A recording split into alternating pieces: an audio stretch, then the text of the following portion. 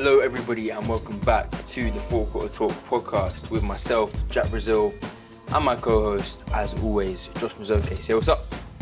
Episode 20, man. I didn't think we'd get here. I did not think we'd get here, man. It's actually episode 21. Oh, shit. I mean, we just put out episode 20 yesterday. Episode 20 yesterday. Yeah, we're in the 20s, man.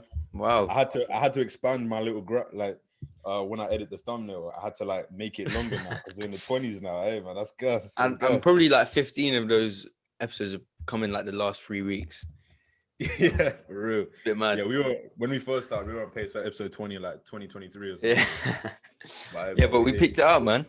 We're all right. So today's show is going to be more of a roundup of the league. There's not too many glaring headlines out at the moment.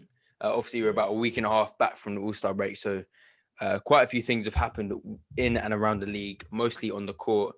And we're going to start with the man we all picked, me and you and Matas, to win the MVP award, Joel Embiid, who went down with a hyperextended knee and is now set to be out for 2 weeks. Josh, do you think, how big of a blow is this to the Sixers? And more importantly, maybe, is this a big blow to Joel Embiid's MVP case? Yeah, so when it happened, I was so scared because I was like, this is terrible. This is the season where he finally kind of showed his potential. Yep. And he really hadn't had any injuries up to this point. I think I saw a report where they recategorized it as bruising now. Okay. So that's a bit more positive. So he should be making a full return and it shouldn't linger on too much. It's just a matter of resting it. So in terms of it's twofold. In terms of the Sixers as a whole, I don't think this is gonna change too much. I think they can still hold the fort without him, as they showed last night. I think they blew out. They blew out the Spurs pretty easy. That was it, yeah. Yeah, and I think this gives Ben Simmons, who I'm looking at, because I've got him on my fantasy, and I don't understand why he defers so much, because he deferred to Tobias Harris. You'd think in these type of games, this is when he's stepping up.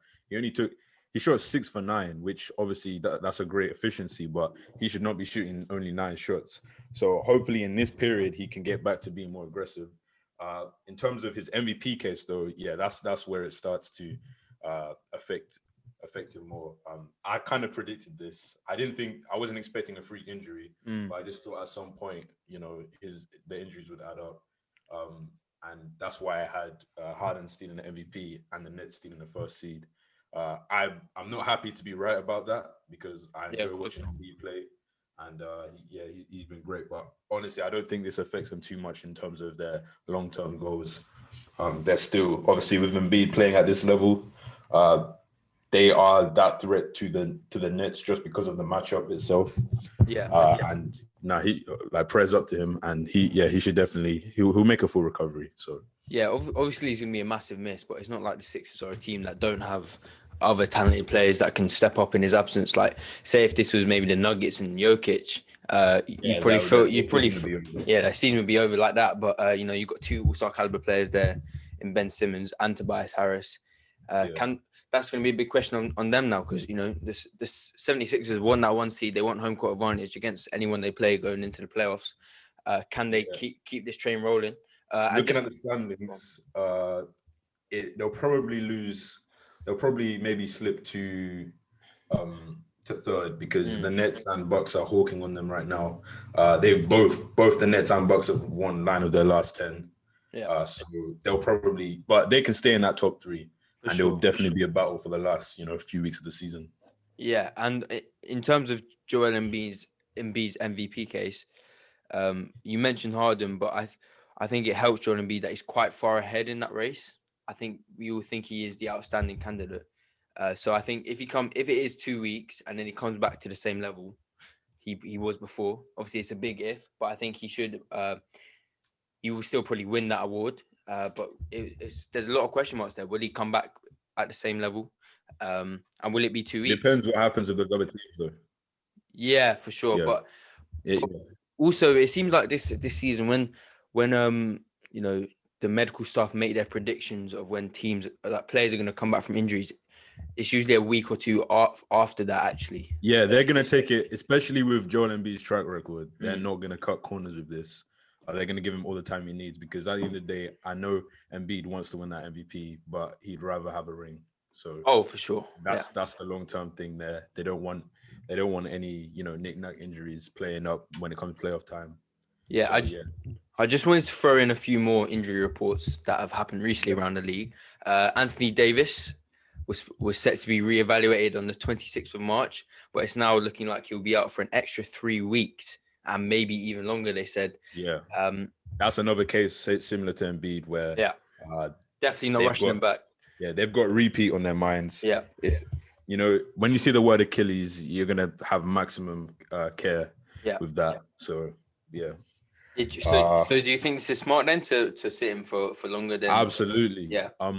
I would, to be honest, I'd keep him out as long as I can up to a certain point where, because AD is not a high usage player. He's easy to fit into your situation. So it's not going to be like a chemistry issue or anything like that. But then you do want him to get the reps and the rust off as well. So, I mean, I would keep him out until, like a few weeks left of the season and just get him the reps back again. Make sure but then you want to be sure that he's 100% match fit and, exactly. That's what I said. Into the playoffs. Yeah, that's why I said a few weeks to a month so he can actually get the reps and get the. Yeah.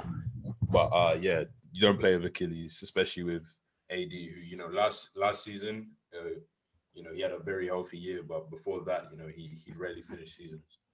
Yeah, and it's been a bit of a shame with the Lakers. I think LeBron hasn't really stepped up like we thought he would. Obviously, last night he was great. He had a 28-point triple-double, but I think just in general, he's been a bit more passive-aggressive instead of fully aggressive. But one player that's really impressed me on the Lakers since Anthony Davis went down is actually Kyle Kuzma. He's a really good option for them off the bench now.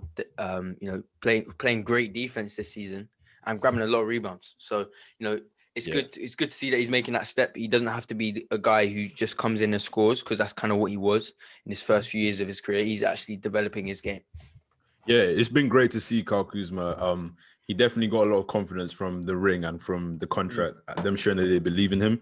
And now he's carved out more of that role of embracing that sixth-man role and also being more of a defender as well. And he's turned himself into a championship-type player, like to fit that role.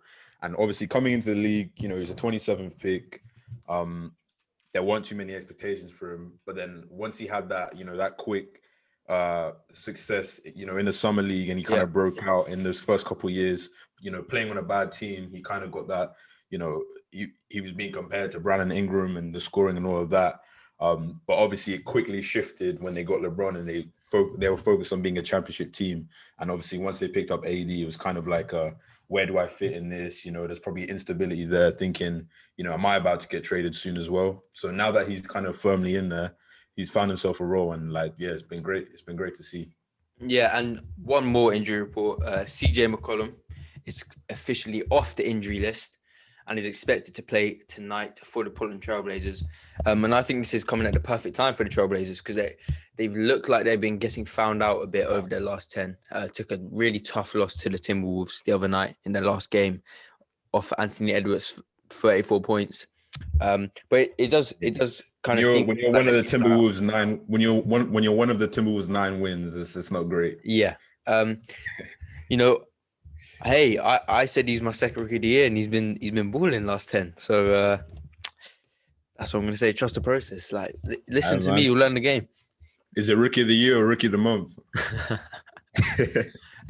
No, but to be fair, Anthony Edwards, he's been the guy that is having the balls in his hands late down the stretch, and I think that's going to be invaluable for his career, because a lot of rookies aren't given that responsibility. And he's looked good. He's improving his 3-point percentage. I mean, his field goal percentage was dreadful, so it couldn't have really gone down anymore. But he's averaging the same amount of points and short attempts. Yeah, great. But they need to lean into him and just give him as much as him as much of the reins as he can take. Obviously behind Cap, but they've got nothing going for them right now, so they might as well. But just to go back to the Trailblazers and CJ McCollum, 4-6 over their last 10. Do you think this is perfect time for CJ McCollum to come back? Because he's been out for, I think, nearly 3 months now, when it was supposed to be only a month. I think he went down in mid-January, so that's only 2 months actually. But they said originally a month, but then they found it was a hairline fracture. Do you think this is the perfect time for him to come back? I mean, yeah, all things considered, they've got Nurkic on a similar type of timeline as well to return soon as well. Yeah. And I think it was positive as well having Kanter take up that role, and because now he'll be more of a consistent option for them off the bench. Oh, for But sure. Yeah. it seems annually the Trailblazers have these type of issues, and then they always get their players back too late. But this definitely gives them more time to really firstly climb up the rank, climb up the standings a bit more, then also kind of solidify who they want to be come playoff time. Yeah, 22-16 right now on the season, only a game behind the 5th seed. So like this is going to give them the perfect opportunity to build upon that really impressive start that they made without 2 of their big players. So I think this is amazing news for the Trailblazers. And can CJ continue his hot start? Like he was on fire, averaging 26 points per game, which is definitely a career high. They'll definitely ease him in, but I think they can definitely shoot for home court advantage there. They're just behind the Nuggets and Clippers. I think they can push to get that to that point, especially with how the Clippers have been a bit inconsistent, but we'll talk about them later on. So for me, my fantasy team, I get one piece of bad news, Anthony Davis. I get a good piece of news, CJ McCollum, It's a double-edged sword at times. Nice little John Wall there. Have you dropped John Wall now? Nah, but he's going to get dropped. I think I dropped, I had Jalen Brunson on the roster. That's how bad it got. Oh, you done bad. Oh, you're back in the IR. Hey, but John Wall's injury, we'll get onto this player a little bit later in the show, but it's kind of a blessing for me because that means Kevin Porter Jr. will get some more minutes and some more starts. But John Wall's been a bit inconsistent. But anyway, let's move on to our next topic. Let's move away from the injury report. Let's talk about the Los Angeles Clippers. Very inconsistent since the All-Star break. And even before that, they were looking inconsistent. Josh, is this a worrying sign? This is kind of what we saw last year as well. For me, it kind of feels like when the Clippers go down, they don't really give you any fight or any they don't instill you with any confidence to come back into the game. And, that was all supposed to change with Tyronn Lue stepping up as the head coach. Obviously, he was on the coaching staff last year, but that was supposed to all change. Like, if there's one man you could trust to specialize in comebacks, it would be Tyronn Lue. Yeah. I do want to preface this with this firstly. I wanted to have the Clippers as a topic for about a month maybe, but we've just always had topics that make more sense at the time. Simply because, and I wanted to talk about them whilst they were, balling. Because I just think it is a bit hypocritical as fans that a lot of people are just kind of ignoring when they, have these great. They've been playing, Kawhi's been playing at an MVP level, playing back to backs and stuff, and Paul George has had a pretty good resurgence. But people kind of, I didn't see any talk about them until that ugly blowout loss to the Pelicans, which, good Lord, Pelicans shot 65% that night. Prior to last night's win that they just had, they'd lost 4 out of 5 and 7 out of 11. And since the start of February, they've only beat, until last night, they'd only beat 2 teams that were in the playoff race. So, that's not great. But I think the root of their problems, the number one root of their problems is not having a point guard. They do not have a point guard. Patrick Beverley, he's his only point guard because he's short. He definitely provides. I'm not gonna write him off. Like, he provides certain things to them, but he's not gonna run the show, and he's not a playmaker in that sense.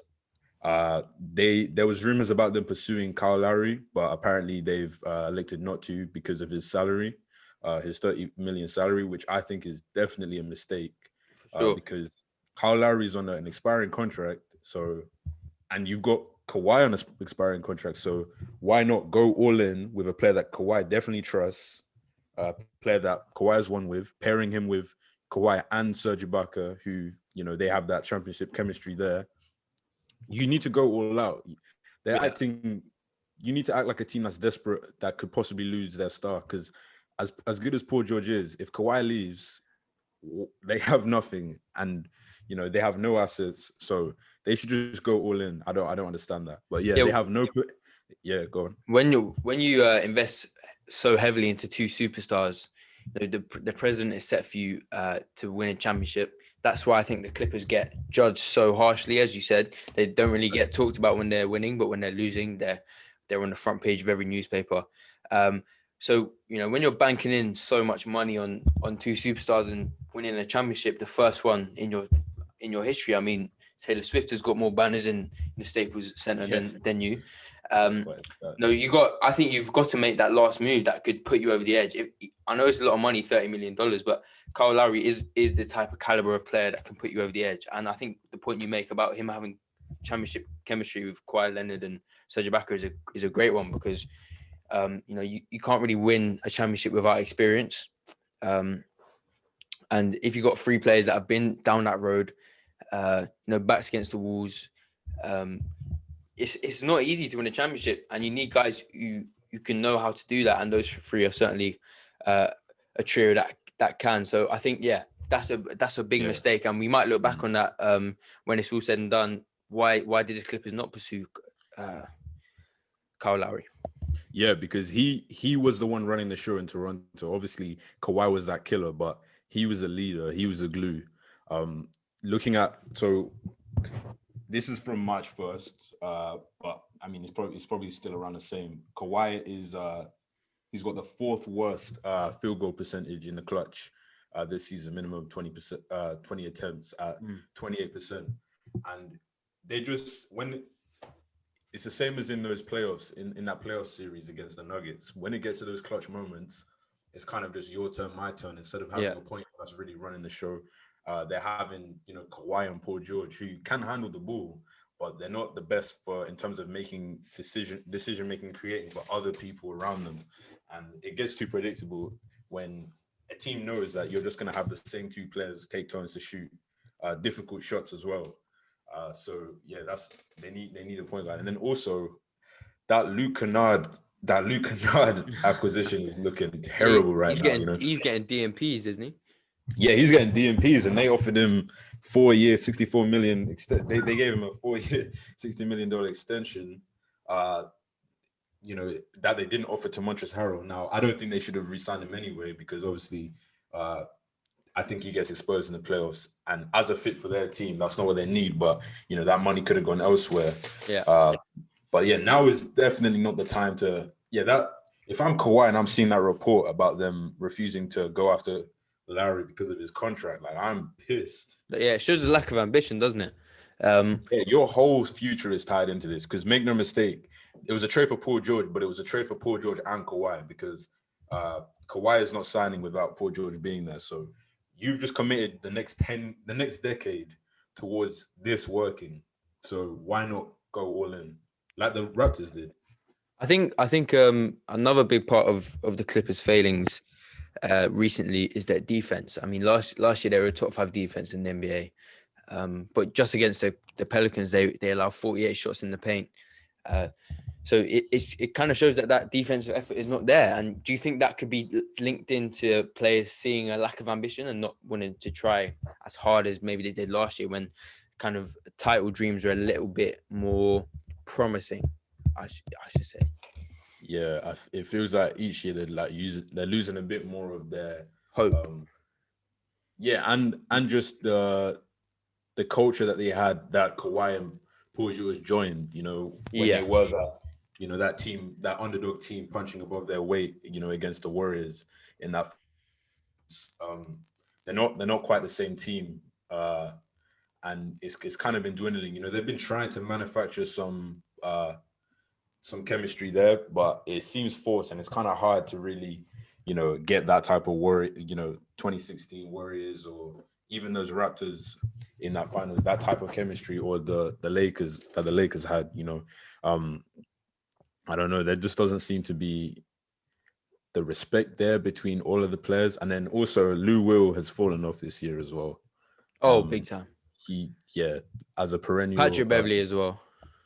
Yeah, but as a perennial 6-man candidate, he's not looking great. He's looking his age right now.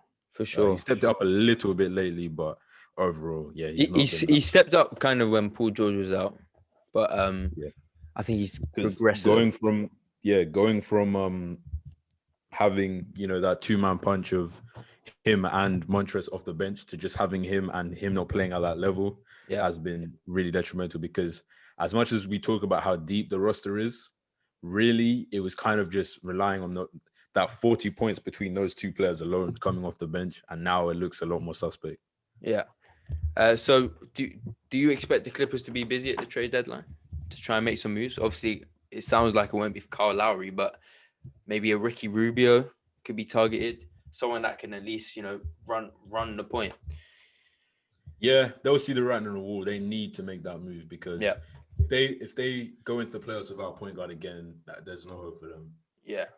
Yeah, surely they. What heroics Kawhi and Paul George put up, this is not what the fit is not there.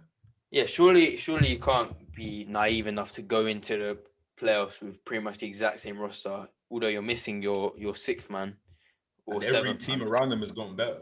Yeah, on both conferences. So someone needs to wake up and make a move, I think. Otherwise, the Clippers are going to have another disappointing season. They're far from the favorites they were last year. Yeah. I don't think they're in that top tier anymore. They're kind of the second tier. But it is crazy, though, what we were saying earlier, like how like when they're winning, they get no headlines. And now that they're losing, it's like not all anyone can talk about, but there's a lot more coverage. I think that just goes to show like what your expectations are when you sign those two players to two massive contracts, and then you gave Paul George that extension as well. That's going to pose an interesting question. If Kawhi Leonard doesn't want to sign, what are they going to do with Paul George? Yeah, because they've got all that. I think they have no choice but to try and be good, because every season they're bad, Sam Presti just gets a better pick again. It's a very tough situation for them. So that's what I'm saying. Go all in for Kyle Lowry. That's what the Raptors did, and they came out of it with a ring. Do they regret that? I don't think so. Of course not.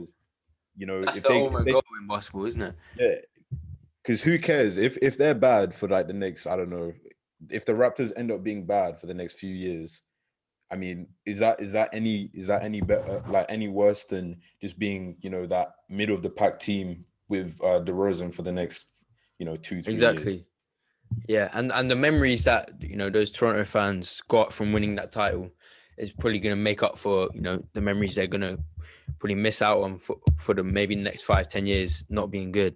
Yeah, and Lowry's expiring deal, that's not going to be. You're not going to have to give up any crazy assets for that anyway. So if it's just a money thing, that's crazy, because I don't understand these owners that want a contending team but then also don't want to be in the luxury tax. Like, you got to go all in with this. Yeah. All right. Let's move away from a team that is underwhelming to a team that's over exceeding their expectations, and that's the Charlotte Hornets. They're balling right now, and there was a lot of question marks coming into the season over why did they give Gordon Hayward all that money, but that looks like a genius move, and pair him along with the Rookie of the Year, Lamelo Ball, who's stuffs the stat sheet and is obviously contributing to wins. The Charlotte Hornets look a real good team right now, and they're making Michael Jordan look like a competent owner right now. Yeah. Do you think James Borrego is sneaking into that Coach of the Year conversation? Because he's another one that's over exceeding his expectations. Yeah, I think he should be disqualified just based on his comments alone about before to start. He was like, "Oh, he'll play more when he like what?" And he said, "My starting point guard can't give me 5 turnovers in 5 minutes." Yeah. Yeah, but it's been a massive culture change, which has been great for them. Like they're the funnest team to watch in the league right now. Yeah. Part of that's to do with the commentator though. Oh yeah. WWE style commentating. See what he dunked on when he dunked on who did he dunk on? He dunked on De'Aaron Fox last night, and it was like John Cena put someone through a table or something. That's what it reminds me of. Honestly, I'm trying to get his name up. I feel like we start giving him respect. Yeah, he's like Eric Collins or something. see this. Yeah, Eric Collins. I know Eric Collins. Shout out Eric Collins, man. So much energy, man. Just has a bowl of sugar for breakfast, man. You must go home like more tired than the players. Honestly. Yeah. Honestly, I don't know how he does back to backs. Like, how's his voice not going? But yeah, they're balling out. You know, Terry Rozier, his efficiency this year has been amazing because he was always that player. I mean, he averaged 18 last year, but right now he's shooting 48% from the field. Wow. And before this season, he hadn't had. Okay, yeah, last season was his first season above 40% from the field. Wait, ever? Yeah, so he was 27% in his rookie year, then 36, 39, 38. Wow. Wait, so 40, even those years in Boston when he was actually like playing well, he wasn't even over 40%. Nope. Mad. Yeah, he'd been a terrible efficiency player. Now he's shooting, 48 from the field and 43 from three as well. So that's like for a point guard, that's ideal. Like you can't really get much better than that for a point guard. That's amazing. At 20 points per game. So yeah, he's seen you live. And they just have a lot of players stepping up as well. They're simultaneously having a great young core, with them, PJ Washington, Miles Bridges. They're playing at a tremendous level. And then, they're vets now who they've got in, Gordon Hayward, who's playing amazingly. And Bismack Biyombo and players like that who are just around and just, giving those young players confidence to do what they do. So I'm shook. I did not expect Lamelo to ease in this seamlessly into the NBA. Yeah, and I think Lamelo Ball has made a lot of the players on this team better. Even Malik Monk is, now contributing on this team. Who looked like he'd be out the league last year. So I think a lot of that to do is with Lamelo and his playmaking. He's making a lot of these players look a lot better. Gordon Hayward as well. He's a player that's kind of always come from a winning situation. He's probably imparting those bits of wisdom on the young guys. Just the energy and charisma that Lamelo Ball brings has been just going off to all the other players. It's been contagious. And just like Lamelo, he's just seemingly like he's just going right into it, playing even better than he was in the NBL. I think this game just suits him so much more in the NBA, just the fast-paced offenses. But his efficiency just 45% from the field, 38 from three. That's the most shocking thing to me, 100%. That's a massive shock. He was shooting terribly in the NBL, and obviously, his jump shots have gotten a lot better as well. So, he's gonna be a future killer in this league. For sure. His offensive talent is tremendous, and he's just got so much potential, even on the defensive end with his size as a point guard. And, he can just put on more muscle and, sky's the limit for him. Hey, Charlotte, their future trajectory can be really, really promising now. I mean, Charlotte was seen as one of those poverty franchises in the NBA, but now... Yeah, they broke the record for the fewest wins of all time. They had 8 wins one season. Yeah. So, and it's crazy how they flipped Kemba Walker into, Terry Rozier, and now Terry Rozier looks like the much better player. I think a lot of things have just been going in the Hornets' favor. Lamelo falling to 3. Gordon Hayward turned out to be a great signing. Terry Rozier turning up. And then the as you said, the steps forward of Miles Bridges and PJ Washington. It's just everything has gone right for the Hornets this season, it seems like. It just shows that the only certainties in this league is the Timberwolves being trash. Because I mean they're looking great for the future. Like Lamelo, sure. his potential, he was definitely seen as the best prospect in the draft and the highest potential, but no one saw him, entering the league at this level. And now his potential looks even higher, especially as a scorer. And he looks like he's a triple-double threat for his whole career now. I was a bit cynical at the start of the season. I was kind of thinking and saying that I thought Lamelo Ball would kind of outgrow the Hornets and, try and move on at the first possible opportunity. But they're growing with him, which is great to see. The whole team has been amazing so far. And, they've worked out a big question mark going into the season is how are they going to play 3-point guards? And they've worked it out brilliantly, whether that's Terry Rozier or Devontae Graham slotting in at shooting guard. Devontae Graham hasn't had the best season, but he's still contributing to wins, which is great to see. So they've worked that out. It's not the first time in this league we've seen a two small guard lineup be successful, and it's happening now. So the Hornets really are the most fun team to watch in the league right now, with Lamelo throwing lobs to Miles Bridges and Gordon Hayward even catching bodies. Bridges. I'm deadly deep. Oh man, we need him on a national TV game. Yeah, he's good. We need him in the playoffs. Oh my god. Can you imagine?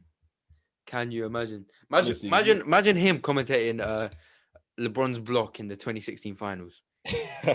Oh my god. Him and Green. Oh man. Him and Mike. For sure. Imagine. They couldn't be on the same broadcast. Surely. Right. Him, Mike Breen, and like Stacey King. Stacey King is goated as well. That would be insane. Give me the sriracha. One little bit of butter with that roll. I love Stacey King as well. The Bulls broadcast is underrated as well. The Bulls have a really good. That tragic dunk, that Derrick Rose tragic dunk all time, man. Yeah. Stacey King is one of the goated NBA announcers as well.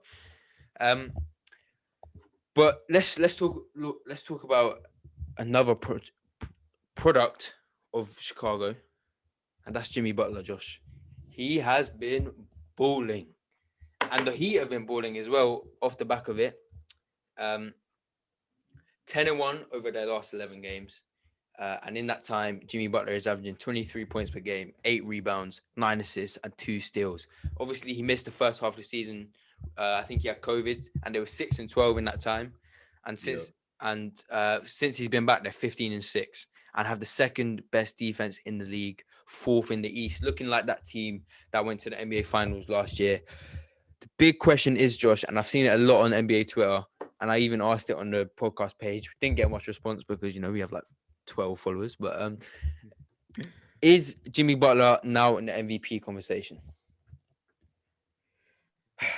This is difficult for me because,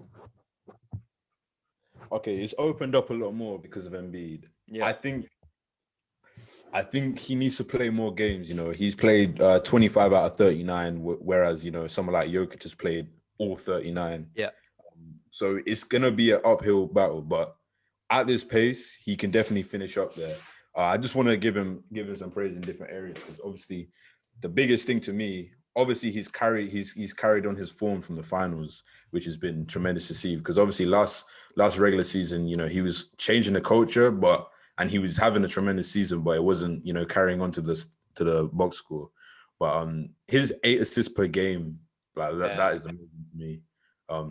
His playmaking has been tremendous. It seems every time I see a game, he's got a triple-double, which is not something I thought that was in his game. So that's been a big area of improvement for him. But only 25 games. But he's been taking over. They've had a very strange season. Obviously, COVID's ravaged, injuries, and he's been the one person shining through. So in terms of value, just looking at the actual definition of the MVP, he's definitely up there. I was gonna say, if that's what your definition of the MVP award is, as I said, the stats I said earlier speak for themselves. 15-6 since he's been back, compared to 6-12 when he was out.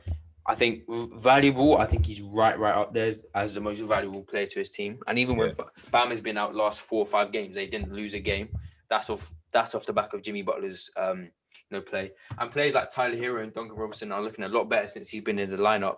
I think that's a credit to those 8 assists per games. He's got the bubble boys playing well. Yeah.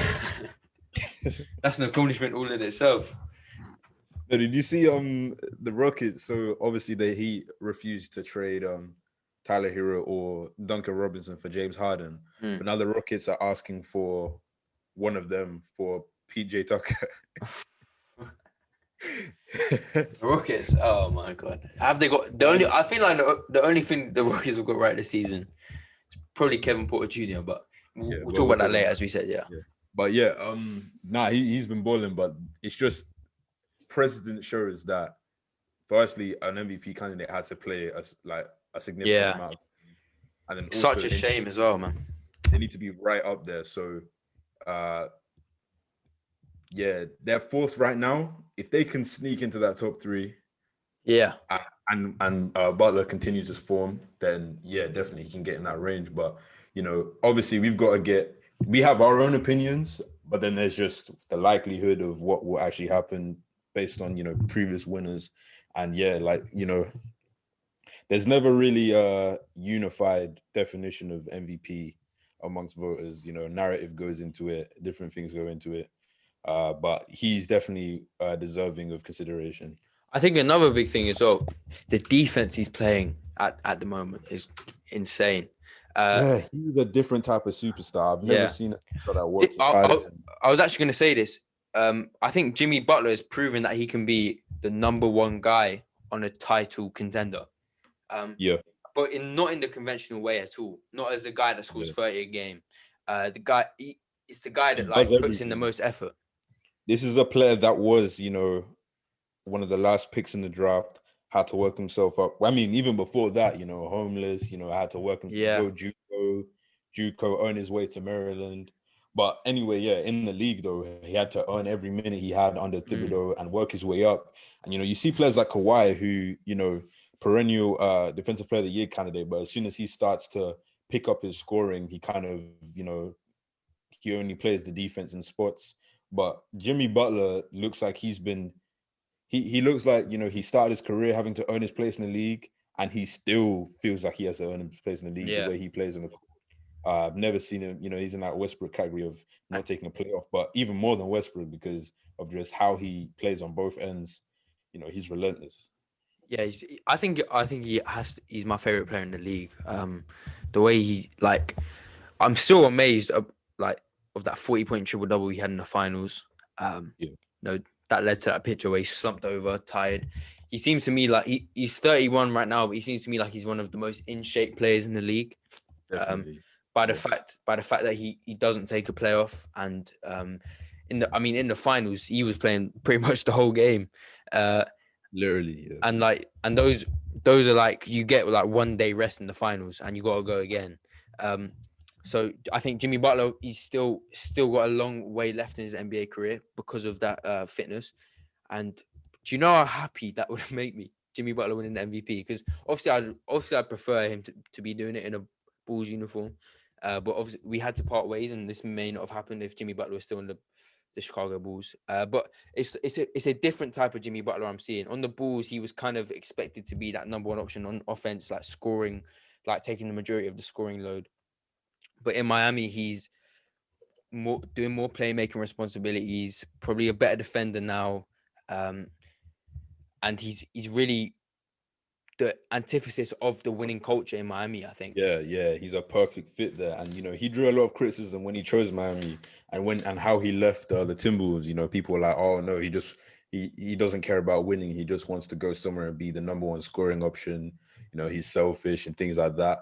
But he's found a place that actually fits what he cares about and what he plays for. And he's just at a position where he just gets to play, and he's proving that he really doesn't care. Those aren't empty quotes. He really does not care who's shining. He was pushing for Tyler Hero, for Bam to step up and be the scorers, but he's just there. He didn't forget his humble beginnings, and he's just there, ready to contribute in every aspect of the game. Has there ever been a time where a player didn't make the All-Star team but won the MVP award? I would be interested to see that, because that could be Jimmy Butler. I don't think he'll win it, but he was injured at the time. But yeah, true. I mean, the closest thing I can remember to that was Russell Westbrook not starting the All-Star game in his MVP season. Crazy. But I don't know about the other. No. But yeah, Jimmy Butler is having a terrific season, and the crazy thing is if you look at his shooting splits, he's shooting 20% from three, but he's making up. I'm looking at that. Yeah, across the board, he's somehow keeping his efficiency that high up. I mean, he's shooting 40, just under 47%. Well, he's getting to the line a lot. And he's shooting 85%. And he's shooting 85%. So I think that kind of makes up for that. Oh yeah, he only attempts 1.7 threes. Yeah. So he knows what his strengths and weaknesses are, and he's using that to the benefit of the Miami Heat right now. He's that player that doesn't translate to the stat sheet, but he's still having these staggering stats. Yeah. Stuff in the sheet. So that just shows how amazing of a season he's having. Let's move on to our last talking point of the episode now. And it's a young guard who's been balling out in his first 3 games in Houston. Kevin Porter Jr. Was obviously traded to the Houston Rockets earlier in the season for a second-round pick after I think he had a bust up with a Cavaliers coach. So And a lot of off the court issues. yeah, a as lot well. of off the court stuff. He's only 20 years of age. Gets traded to the Rockets for a second-round pick, and then immediately gets sent to the G League. And in that time, he was phenomenal, putting up 27.5 points per game in the G League. And that kind of coincided with the Rockets losing. So I guess they saw something and said, you know what, we might as well take a chance on this guy, bring him into the first team, into the starting lineup. And he's been repaying their faith. Last game he was a bit rusty, but in his first 2 games, looking like a young James Harden almost, running that point, scoring a lot. 27 points against the Utah Jazz, who are obviously the best team in the league. Throwing dimes as well, averaging 17 and 8 in his first 3. I'm not sure. I don't think these are his first 3 ever NBA games, but his first 3 NBA games for the Houston Rockets. In a rough season for the Houston Rockets so far, this is definitely a bright spot that Rockets fans can look forward to, Josh. Yeah. Yeah.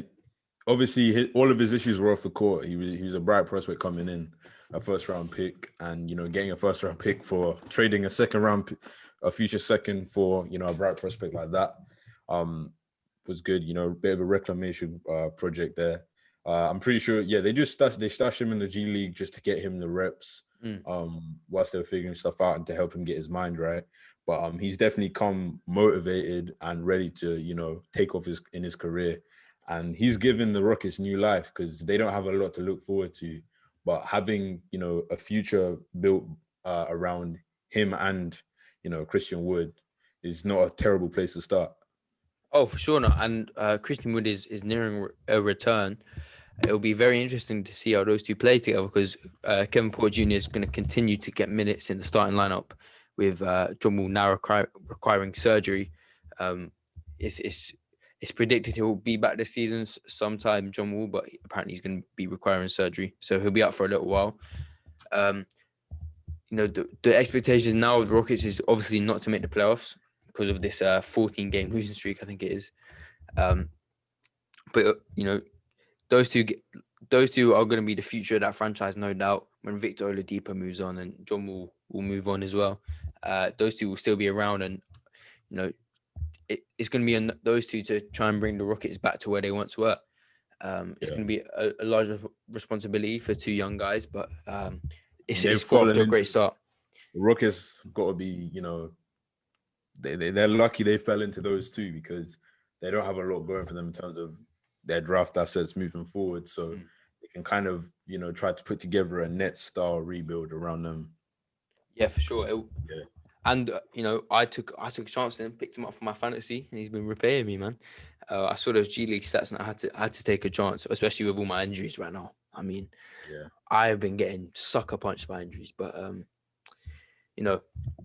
Kevin Porter Jr., keep playing the basketball you're playing, please. Man, keep losing, man. Man, we won that 5th pick. We won that top 5 pick. You don't want them to lose too much. It's top 4 protected, yeah. But okay. With the new draft, with the new the lottery odds, like even if they're the worst team in the league, there's still a pretty good chance that they'll still be outside of that top 4 anyway. So yeah. I also don't want people to overreact with Kevin Porter Jr. Obviously, he had a rough game last night. I can't remember who it was against, but he had a rough game, only 13 points on poor shooting.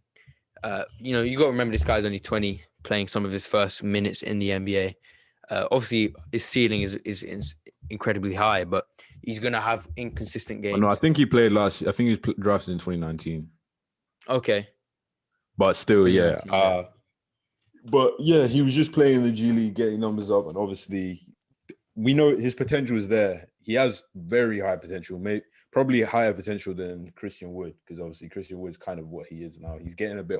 He'll get older and get better, but Kevin Porter Jr. just as a prospect, as an athlete, he was showing a lot of potential in the moves that he was making, in his shooting ability. especially he kind of just carried it on, picked up where he left off in the G League, right into the NBA for a while. And against the league's best team as well. So yeah, and we're not. Yeah, no one's expecting him to average 26 a game. of course this season, but he's definitely showing what he can be in the future. And as a defender, his size, his athleticism, he's a mix of having those skills and having the athleticism. So, the only way is up for him. Yeah, the only way is up for him, for sure. Thank you all for joining us for another episode of the Four Quarter Talk podcast. We'll be back next week, I think you said. Yeah, we're doing it next week for the trade deadline. Episodes. So we'll be talking about the trade deadline, covering any moves or rumors that happened during that time. Thank you all for listening. Peace. We're out.